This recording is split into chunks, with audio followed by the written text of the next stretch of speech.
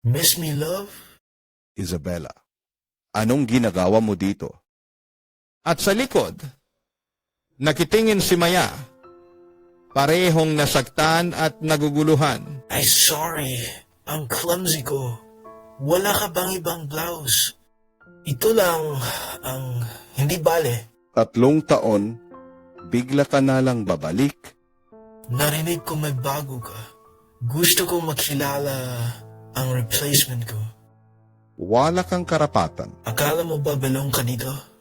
Sa mundo niya, hindi ko alam kung ano ang problema mo sa akin. Comment magnet ang problema, ikaw. Parehong kayo na nai mo, mga oportunista. Screenshot-worthy line. Hindi ako takot sa iyo, Isabella. Takot ako para sa taong mahal ko.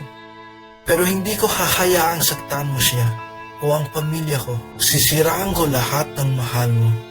Simula sa hospital bed ng nanay mo. Huwag pakiusap.